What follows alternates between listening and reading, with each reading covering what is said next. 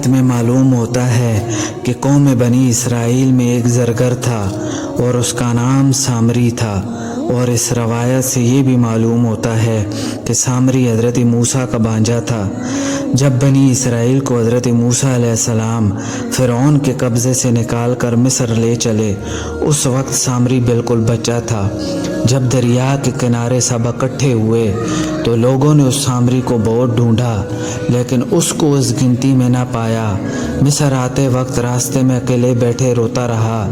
کہتے ہیں کہ حضرت جبرائیل نے اس کو اپنے بازوؤں پر بہت روز تک رکھا، یہاں تک کہ جب ماں باپ اس کے گھر میں آئے تب حضرت جبرائیل اس کو لے جا کر اس کے ماں باپ کے گھر کے دروازے پر بٹھا کر چپکے سے چلے گئے، کیونکہ سامری کو حضرت جبرائیل سے بہت محبت تھی۔ اس کے چلے جانے اور جدا ہونے کی وجہ سے بلند آواز سے رونے لگا۔ اس کا باپ اس کے رونے کی آواز سن کر اپنے گھر سے باہر نکل آیا، اور کیا دیکھتا ہے کہ اپنا ہی بیٹا رو رہا ہے۔ تب گود میں اٹھا کر اپنے گھر لے گیا کہ ماں بھی اس کو دیکھ کر بہت خوش ہوئی۔ اس کے بعد چند روز تک سامری نے زرگری سیکھی۔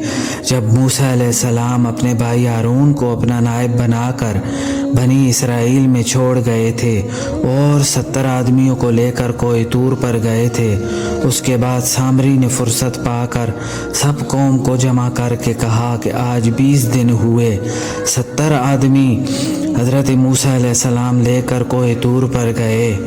اس کے اللہ نے مجھ کو خبر دی ہے کہ وہ سب کوہ طور پر مر گئے ہیں۔ اگر تم لوگ اس کی صداقت چاہتے ہو تو اس کے رب کو میں تمہیں دکھاؤں تاکہ تم اس سے پوچھ لو، تب حال معلوم ہو جائے گا۔ انہوں نے کہا اچھا، اس میں کیا مذائقہ ہے؟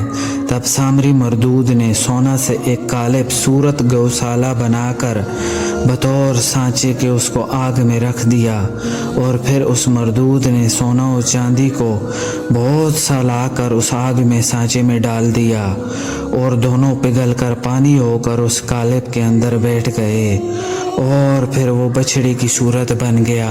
سامری نے اس قالب کو آگ سے نکال کر ایک بچڑا سونے کا خوبصورت اس کے اندر سے نکال کر صاف کر کے رکھ دیا، اور اس کا نام گوشالہ سامری رکھا۔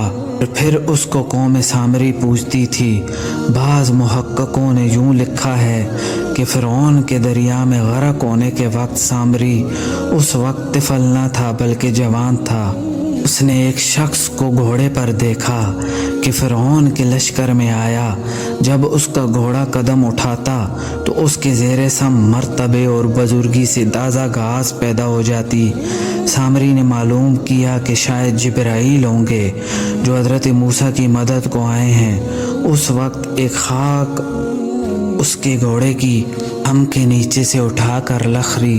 جب گوشالہ بنایا تو قوم بنی اسرائیل کو کہا کہ آؤ تم اس خدا کو سجدہ کرو، معاذ اللہ، اور جو گمراہ ہوئے وہ اسی وقت سامری کے کہنے سے چلے آئے۔ جب سامری نے اس مشت خاک کو بچڑے کے منہ میں ڈال دیا تو اللہ کے حکم اور قدرت سے اس بچڑے کے منہ سے بے دھڑک گائے کی آواز نکلی۔ جب موسیٰ علیہ السلام کوہ طور سے واپس آئے تو دیکھا ساری قوم گوشالہ پوجنے میں لگی ہے، تو وہ کہنے لگے کہ میرے بھائی، میں تو بے گناہ ہوں، قوم کو میں نے ہر چند منع کیا لیکن ان لوگوں نے نہ مانا اور مجھ کو ناتوا سمجھا، اور یہ بھی ممکن تھا کہ وہ مجھے مار ڈالیں۔ بس اے میرے بھائی، مت ہنسا دشمنوں کو مجھ پر، اور مجھ کو ان گناہگار لوگوں میں مت ملا۔ حضرت موسیٰ علیہ السلام اور حضرت ہارون دونوں سگے بھائی تھے۔ بالآخر حضرت موسیٰ علیہ السلام نے بھائی ہارون کے سر کے بال چھوڑ دیے اور کہا گوشالہ کس نے بنایا؟ وہ بولے کہ سامری نے بنایا۔ یہ سن کر حضرت موسیٰ علیہ السلام نے سامری کو بلا کر کہا تو کیوں اللہ کو بھول گیا اور اس چیز کے بنانے سے قوم میں فتنہ ڈالا اور یہ گوشالہ بنا کر قوم کو گمراہ کر دیا؟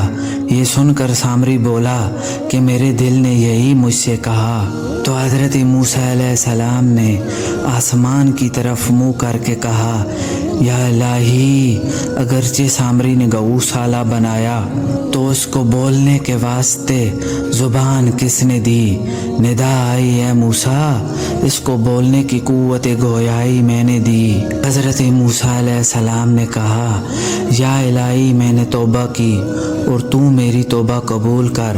پھر حکم ہوا اے موسیٰ تمہاری توبہ قبول ہو گئی مگر تم اپنی قوم کے گوشالہ پرست کو ایک دوسرے سے قتل کراؤ یا پھر اپنے وطن سے خالی ہاتھ ان کو نکال دو۔